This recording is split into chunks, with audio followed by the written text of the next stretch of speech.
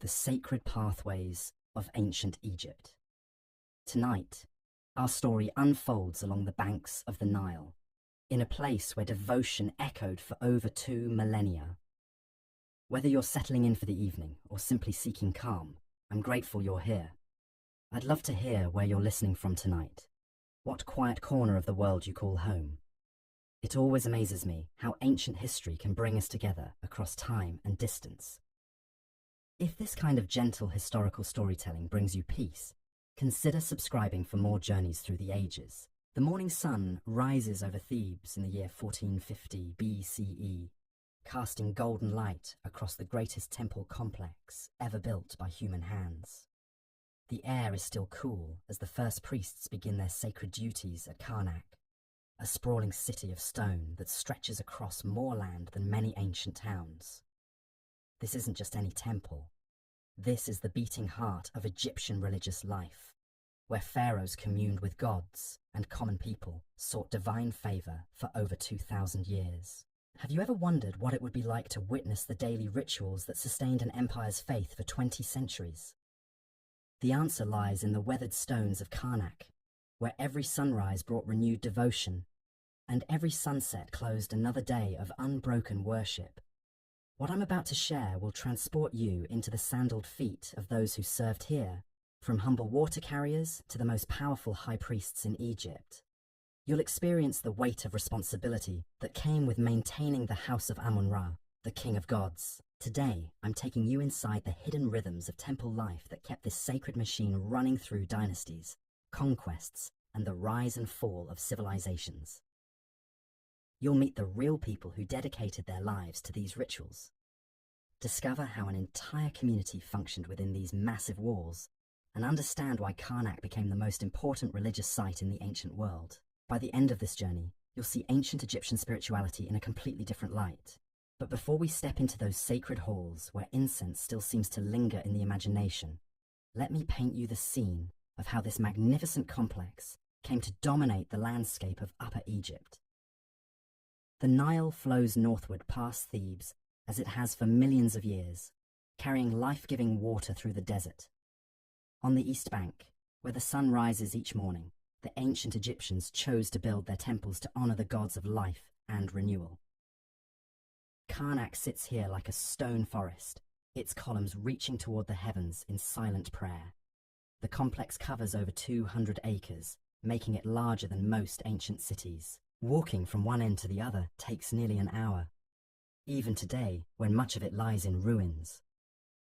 But in its glory days, Karnak pulsed with constant activity. Picture thousands of people moving through its courtyards and corridors every single day. Priests hurried between shrines carrying sacred objects. Scribes recorded donations and temple business on papyrus scrolls. Craftsmen carved new reliefs and maintained existing structures. Musicians rehearsed hymns for evening services. The air filled with the sounds of chanting, the scratch of chisels on stone, and the gentle lowing of cattle being led to sacrifice. At the very heart of this vast complex stood the most sacred space in all of Egypt, the sanctuary of Amun-Ra. Here, behind massive stone walls and through multiple gates, lived the god himself in the form of a golden statue. Only the highest-ranking priests could enter this holy of holies, and only after elaborate purification rituals that took days to complete. The statue was treated as a living being, awakened each morning with hymns, dressed in fine linen, offered meals of bread and beer, and put to rest each evening with prayers.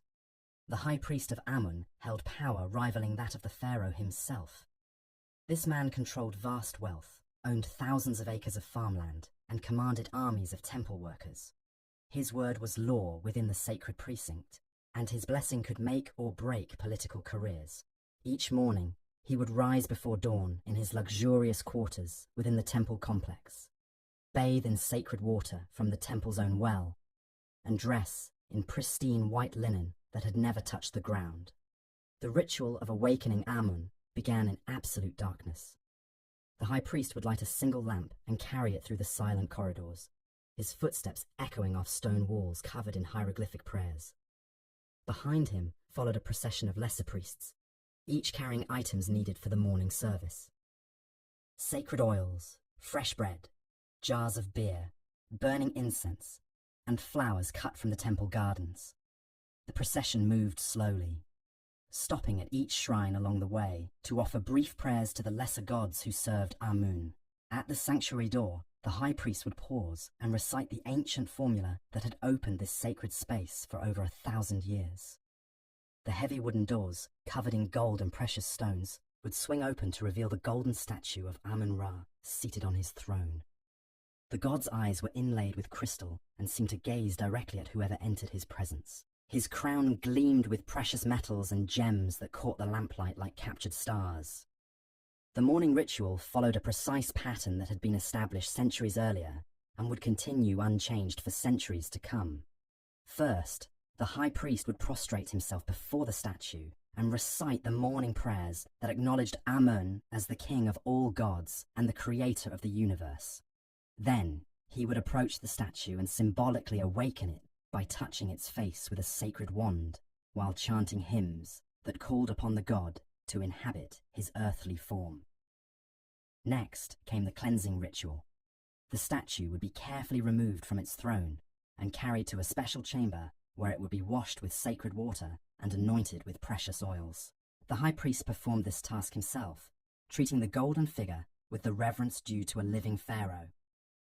Every surface was cleaned and polished until it gleamed in the lamplight.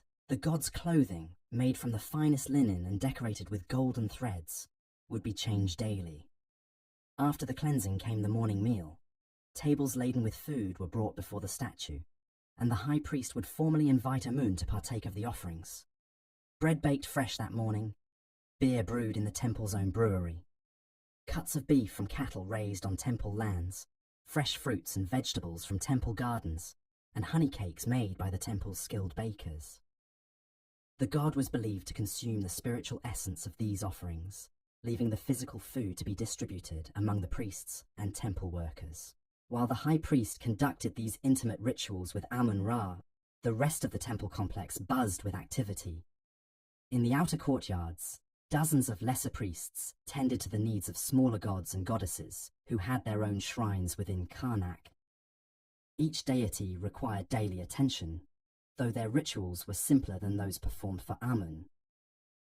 Offerings of bread and beer, the lighting of incense, and the recitation of prescribed prayers ensured that all the gods remained content with their earthly homes. The temple workshops operated like small factories, producing everything needed for daily rituals and special festivals.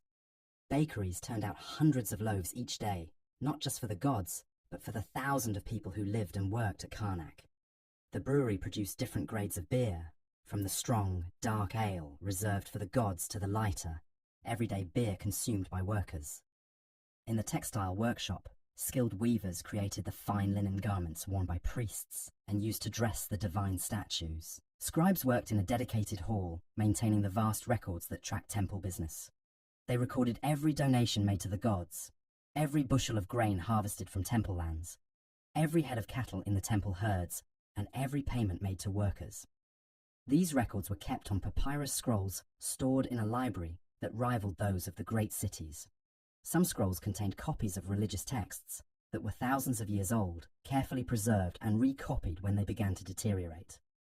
The temple's economic power was staggering. Karnak owned more land than most provinces, controlled trade routes that brought wealth from across the known world, and received daily donations from pharaohs, nobles, and common people seeking divine favor.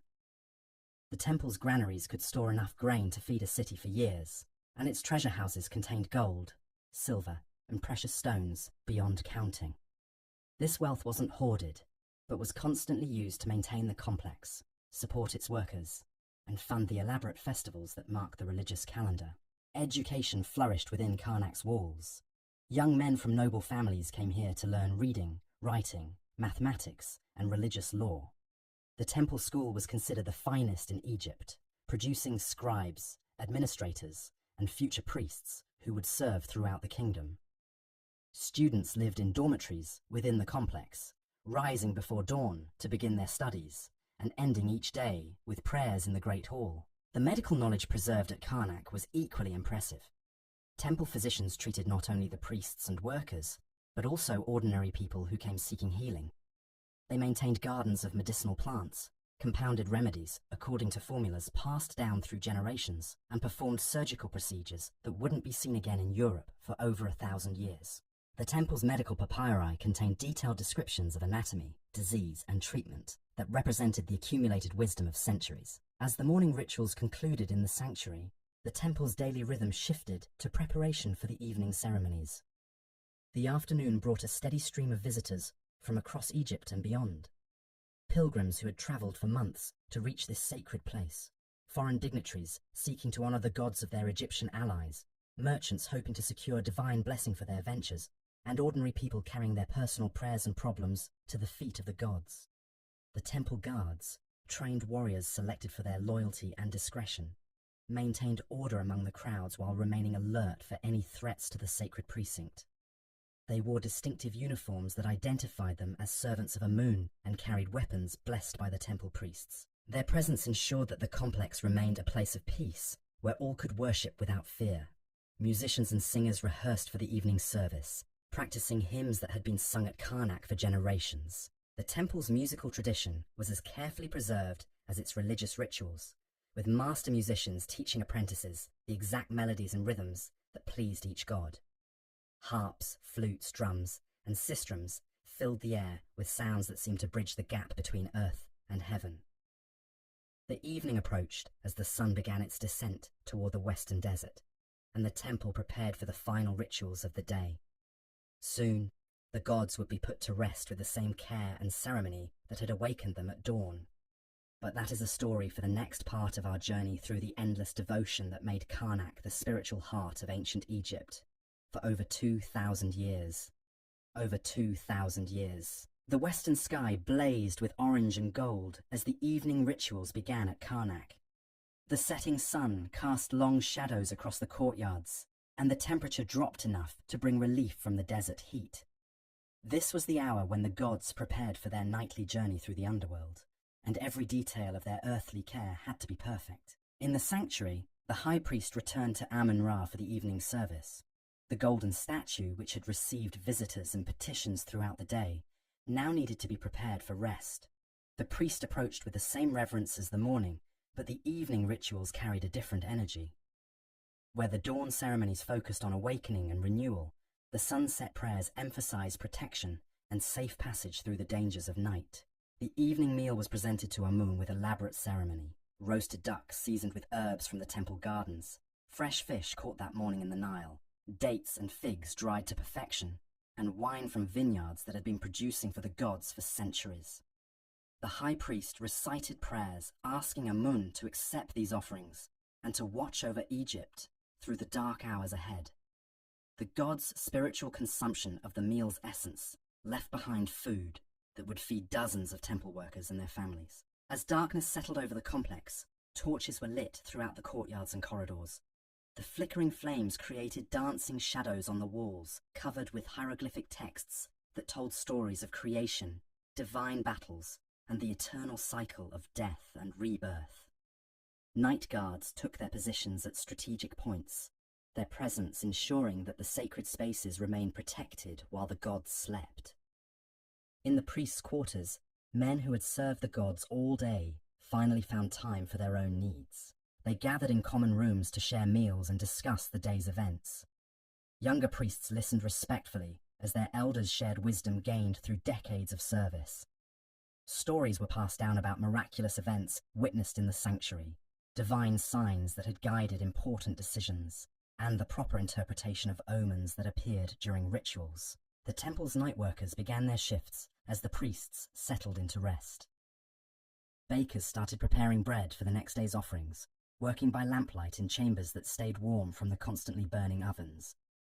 The fermentation process for tomorrow's beer was monitored carefully, with experienced brewers checking the progress hourly. Night scribes recorded the day's events in the temple chronicles, ensuring that nothing significant was forgotten or lost to time. Security patrols walked the perimeter walls, alert for any disturbance that might threaten the peace of the sacred precinct. Wild animals sometimes ventured close to the complex, drawn by the sense of food and water. Thieves occasionally attempted to penetrate the outer defenses, hoping to steal from the treasure houses. But most nights passed quietly, with only the sound of sandaled feet on stone and the distant murmur of prayers from the sanctuary. The temple's cats, considered sacred animals under the protection of the goddess Bastet, prowled the corridors, hunting rats and mice that